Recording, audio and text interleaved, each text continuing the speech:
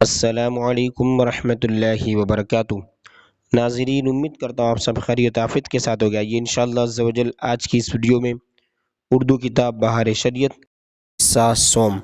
یعنی کہ اب تیسرا حصہ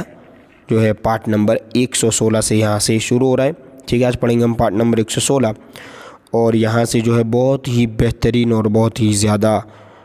یوں کہہ لیجیے ویلیویبل اور بہت زیادہ امپورٹنٹ بیان شروع ہو رہا ہے۔ دو حصے ہم پڑھ چکے جس میں عقائد کا بیان آیا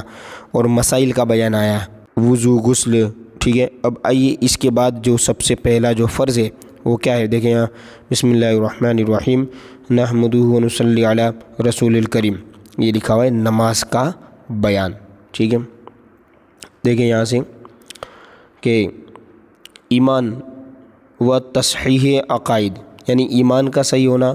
اور تصحیح عقائد یعنی عقائد کا صحیح ہونا مطابق مذہب اہل سنت و جماعت، یعنی اہل سنت و جماعت مذہب کے مطابق جب عقیدہ صحیح ہوگا اور ایمان بھی صحیح ہوگا تو اس کے بعد نماز تمام فرائض میں نہایت اہم و اعظم ہے، یعنی بہت زیادہ ضروری بھی اور بڑی چیز بھی ہے۔ ٹھیک ہے، قرآن مجید و احادیث نبی کریم علیہ الصلاۃ والتسلیم، یعنی نبی کریم صلی اللہ علیہ وسلم احادیث اس کی اہمیت سے مالا مال ہے۔ جا بجا یعنی جگہ جگہ اس کی تاکید آئی اور اس کے تارکین پر وعید فرمائی۔ چند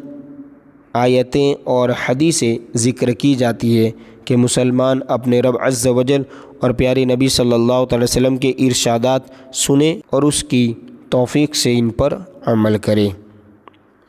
دیکھیں یہاں آگے اللہ عز و جل فرماتا ہے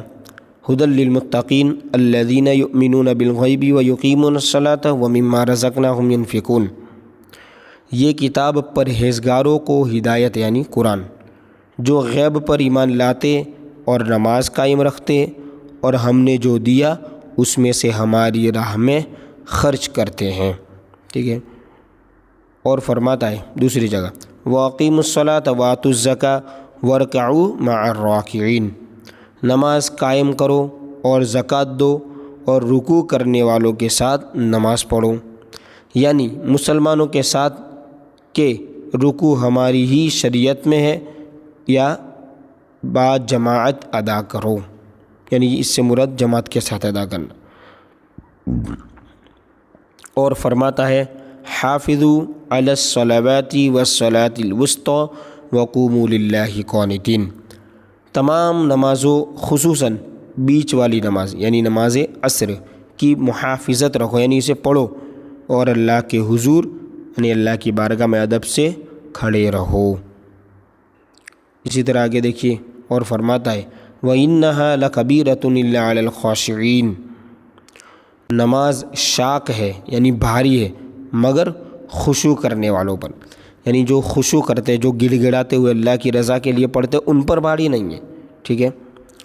اس طرح نماز کا مطلقاً ترک تو سخت و ہولناک چیز ہے، یعنی چھوڑ دینا یہ بہت بری چیز ہے، اسے قضا کر کے پڑھنے والوں کو فرماتا ہے، یعنی جو قضا کرے ان کے لیے کیا ہے فویل للمصلین الذین هم عن صلاتهم ساہون، خرابی ان نمازیوں کے لیے ہے جو اپنی نماز سے بے خبر ہے، وقت گزار کر پڑھنے اٹھتے ہیں یعنی قضا کرتے ہیں۔ ٹھیک ہے، اس طرح جہنم میں ایک وادی ہے جس کی سختی سے جہنم بھی پناہ مانگتا ہے، اس کا نام ویل ہے، قصداً نماز قضا کرنے والے اس کے مستحق ہیں۔ اسی طرح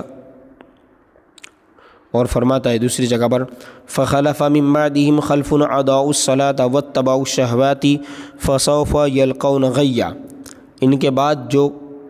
کے بعد کچھ ناخلف پیدا ہوئے جنہوں نے نمازیں ضائع کر دی اور نفسانی خواہشوں کا اتباع کیا، یعنی نفسانی خواہش کے مطابق چلے، ان قریب انہیں سخت عذاب طویل و شدید سے ملنا ہوگا، یعنی بہت لمبا عذاب اور دردناک عذاب سے ان کو ملنا ہوگا۔ ٹھیک ہے، اس طرح آگے دیکھیں غی، یہ جہنم میں ایک وادی ہے جس کی گرمی اور گہرائی سب سے زیادہ ہے، اس میں ایک کنواں ہے جس کا نام حب ہے، جب جہنم کی آگ بجھنے پر آتی ہے اللہ عز و جل اس کنویں کو کھول دیتا ہے جس سے وہ بدستور بھڑکنے لگتی ہے، یعنی معمول کے مطابق وہ بھڑکنے لگ جاتی ہے۔ اس طرح آگے دیکھیے قول اللہ تعالیٰ نے اللہ تعالیٰ نے فرمایا کلما خبت زدناہم سعیرا، جب بوجھنے پر آئے گی ہم انہیں اور بھڑک زیادہ کر دیں گے۔ یہ کنواں بے نمازوں اور زانیوں یعنی زنا کرنے والے اور شرابیوں اور سود خوروں اور ماں باپ کو ایذا دینے والوں کے لیے ہے۔ نماز کی اہمیت کا